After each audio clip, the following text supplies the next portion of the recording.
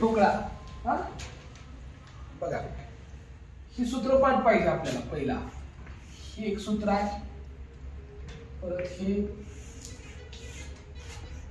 तिसरं, चौथं आणि पाचवं, अशी 5 सूत्रपाठ मार्क पाठ, एकही मार्क जात नाही.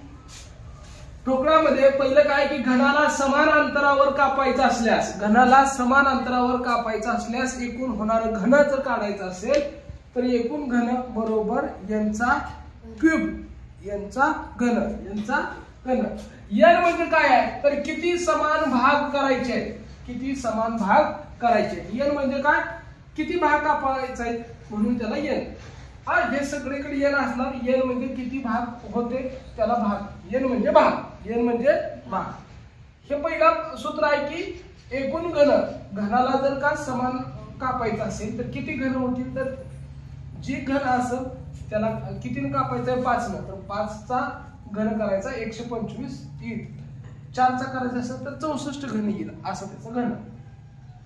घनाला फक्त 2दा किंवा 3दा कापायचा असल्यास, म्हणजे काय तर तुम्ही समान अंतरावर 5 वेळा कापायचा आहे, 2 वेळाच कापायचा आहे, 3 वेळा कापायचा आहे आणि मग किती घन होतील त्यावेळेस एकूण घन होणार आहे. हा 2दा 3दा कापायचा असेल तर असे किती घन होणार, n अधिक 1, n अधिक 1 कंसाचा क्यूब, n अधिक 1 कंसाचा क्यूब. 2 पृष्ठभागावर रंग व 4 पृष्ठभागावर रंग नाही असे एकूण किती घन आहेत. म्हणजे आता बघा, घनाला किती बाजू असतात, 6. घनाला 6 बाजू, म्हणून 2 पृष्ठावर रंग फक्त आणि फक्त 2च. प्रश्न काय असतो असं म्हणलं, हे तुम्हाला आपल्याला समजावं म्हणून दिलंय. प्रश्न काय येतो माहितीये का, प्रश्न असा येतो की कमीत कमी 2 पृष्ठावर रंग असणारे किती घन असतील, असा प्रश्न येतो. असा प्रश्न येत नाही की 2च पृष्ठावर रंग आहेत आणि 4 पृष्ठावर रंग नाहीत असे घन किती, असं विचारलं जात नाही. प्रश्न असा म्हणतो कमीत कमी 2 पृष्ठावर रंग असणारे किती, हे तुम्हाला समजावं म्हणून असं लिहिलंय. जर 2 पृष्ठावर रंग काढायचे असेल तर 12 कंसात n वजा 2. फक्त एकाच पृष्ठावर रंग आणि 5 भागावर रंग नाही असे किती. फक्त एकाच भागावर रंग आहे आणि बाकीच्या उरलेल्या 5ही भागावर रंग नाही असं जर घन काढायचे असतील, ठोकळा काढायचा असेल तर n कंसात n वजा 2 कंस पूर्ण कंसाचा वर्ग करावा लागेल. कोणत्याही बाजूला रंग नाही असे घन किती असतील, कोणत्याच बाजूला रंग नाही, कोणत्याच बाजूला रंग नाही असे किती घन असतील, तर एकूण घन म्हणजे कुठल्याच बाजूला रंग नाही असे घन n वजा 2 कंसाचा कंस पूर्ण कंसाचा घन. आता ह्या सगळ्या प्रश्नाच्या आधारावर हे 5च्या 5 प्रश्न या ठिकाणी दिले. हे 5 प्रश्न, हे 5 सूत्र बरोबर इथं परफेक्टली बसते. प्रश्न असा येतो परीक्षेला, 25 सेमी बाजू असणाऱ्या घनाला सर्व बाजूंनी काळा व काळा रंग दिला. काळा रंग दिल्यानंतर 5 सेमी बाजू असलेल्या छोटे छोटे घन तयार केले. त्यावरून खालील प्रश्नांची उत्तरे द्या. प्रश्न काय आहे, 25 सेमी बाजू असणाऱ्या घनाला सर्व बाजूंनी काळा रंग दिला. तुम्हाला म्हणतात लाल रंग दिला, निळा रंग दिला. दिल्यानंतर 5 सेमी बाजू असलेले छोटे छोटे घन तयार केले, तर त्यावरून खालील प्रश्नांची उत्तर द्या. पहिला प्रश्न आहे, एकूण किती घन होतील. एकूण घन. आता आपल्याला काय करायचं आहे, 5 सेमी असलेला काय करायचंय, समान अंतरावर कापायचं आहे ना, समान अंतरावर कापायचं. एकूण घन इथं n म्हणजे किती आहे, 5 सेंटीमीटर आहे. मग एकूण घन, एकूण घन 5 चा सूत्र काय, 5 चा क्यूब. 5 गुणिले 5 गुणिले 5 125 घन होतील. किती होतील, 125. हे अर्धा मिनिटाच्या सुटतं. फक्त एकूण घन बरोबर 5 चा क्यूब, यांचा क्यूब म्हणजे 5 चा क्यूब. समजा इथे 4 सेंटीमीटर बाजू असलेले छोटे छोटे घन तयार केले, तर तुम्ही इथे किती ठेवणार, मग 4. 5 नाही ठेवणार, किती ठेवणार, 4. तुम्हाला ठोकळा किती देऊ द्या, 100 सेंटीमीटरचा देऊ द्या नाही तर 50 सेंटीमीटरचा देऊ द्या, तुम्ही ती कितीने कापणार आहे. प्रश्न काय सांगतो, कितीने कापणार आहे. ती कापणारी संख्या समजा इथं 2 न कापणार आहे तर तुम्ही 2 लिहिणार, इथे 1 ला कापणार आहे तर इथंच 1 लिहिणार. मग 1 चा घन 1च, 2 चा घन 8. कळतंय? असे प्रश्न.